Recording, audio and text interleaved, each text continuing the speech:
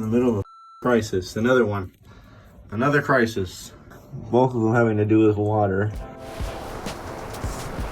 What's going on, everyone? Welcome to another episode of If There's a Will, There's a Wave. If you follow along with the series, welcome back, and if you're new, welcome aboard. We're restoring this 1973 32-foot Lourdes Flybridge Sport Fisher that's been sitting for what's seemingly more than 2 years. It's time to get worse the further down you go. In this episode, we deal with our second near flooding of the cabin floors and try to make sense of 47-year-old plumbing. Let's get into it. Okay, so we are currently filling up the freshwater tank with some fresh water.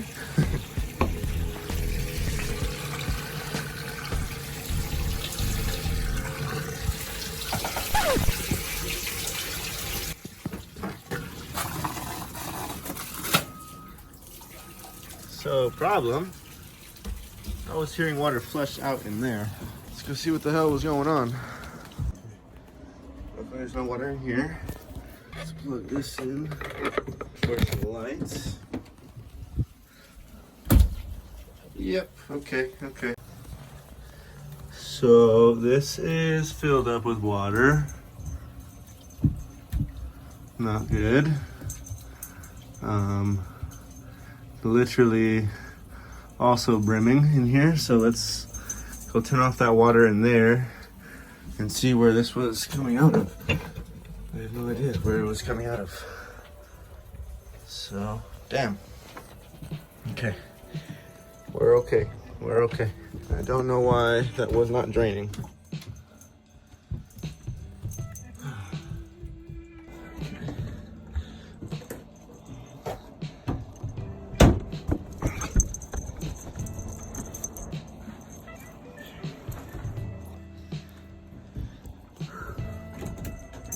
My question is, why?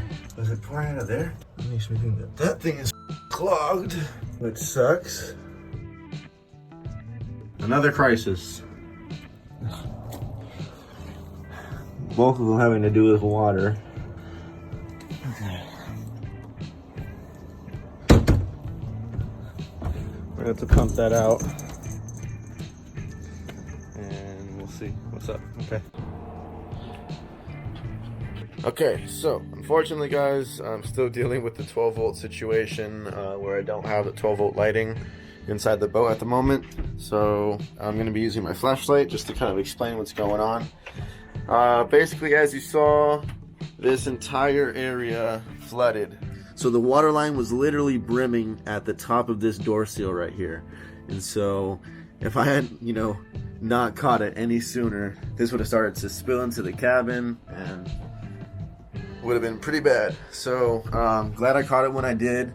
At first I thought the water was coming out of the faucet, and when I looked at the sink, it was completely dry. So that was definitely ruled out when I saw that. But since I knew it wasn't coming out of the sink, I still had to kind of investigate, and I had to deal obviously with the crazy amount of water that was in there.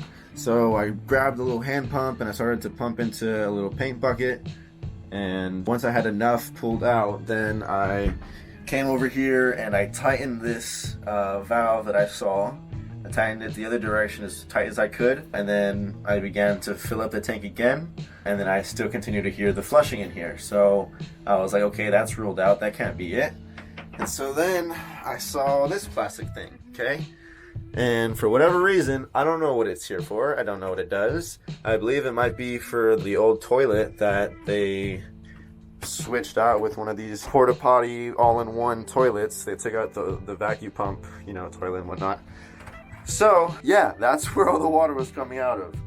And I'm still in the process of figuring out where that's supposed to go, if I'm supposed to just cap that off. The plumbing situation is still in limbo. But I just wanted to kind of address that. That's where the source of the water was coming out of. That is my enemy at the moment. But obviously we had to deal with one thing first, and that was to unplug that drain. Okay. Let's see what happens. This is clogged. Trying to unclog it. This is compressed air.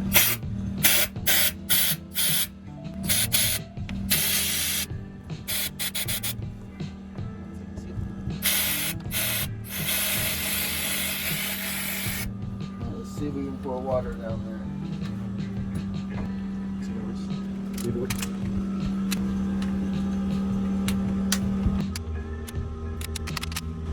It's working.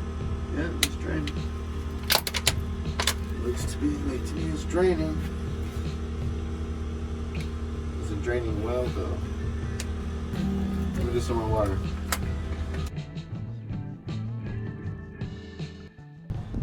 Alright, so next thing that we're doing is we're working inside of what was and is going to be the Life Vest locker. That's what we're calling it. Sounds official, huh? Here's a little trick. So basically, yeah, there was a wooden panel and it's really nicely fitted to this space here. So if you can imagine, it's really tough to get any leverage to try to pop it forward. But there were little holes, like very slight, sections. If you had the right tool to reach behind some sort of hook, you can pry on it. So my method is using one of these. You get yourself an Allen wrench and some pliers. I like to use vice grips because once you feel them make contact with the back of the panel, you can just pull back and there you go. It popped right out. And then same thing, it got kind of stuck down there. They just put it in the hole and pull it out. So that's a little trick for those of you. Anyways, the reason why we opened this up, I would really like to figure out what's going on with this plumbing situation. When I went to go fill up the fresh water tank, I was doing this at night, and I made the assumption that everything would just be hooked up and ready to go, which it wasn't. And I can give you a little flash to what happened in here because it was crisis number 2, and I was really not happy about it. But basically, let me open up this window so we don't have a weird echo. Oh, hi, Cleo! Hi! What are you doing? What are you doing? Go eat your food. Go eat your food. Okay. Anyways, where's the freshwater fill? There's the freshwater fill right there. Okay, so I was just sitting outside of here with this window open, and for about, I don't know, I'd say about 5 minutes, I was filling up the water tank. And then, yeah, I feel like I was hearing a lot of noise, and I figured, splashing sound, and I figured, okay, it's possibly, the tank is literally right there. It's, that's normal, right? That tube, actually, that goes right there, has, for whatever reason, a path this way. It goes down, and it comes out right here. And was pouring out of here. And flooded this whole freaking section because this drain that's down here for the shower was plugged. Luckily, of course, I was able to catch it right on time, where the water was once again just brimming right here with this wooden piece here just floating, which was awesome. But we caught it in time, no big deal. I had to hand pump all that water out because it's just what I had to do. It gave me the right time to clean the whole bottom section of this shower, so that was good too. So anyways, my plan now is to figure out why is all the water coming out of there. Now that I'm seeing it and thinking about it, it's possible that there's some sort of water tea that happens and this is no longer necessary because there's no toilet that needs water supply anymore. So it's possible that that's what happened. So I need to find that tea and, use the right adapter. And if that's not the case, then I don't know. We just gotta dive into it. You don't know until you know, and we gotta find out. Luckily, in doing some digging around, I was able to find the original owner's manual for this boat, which had a blueprint of the entire freshwater plumbing system.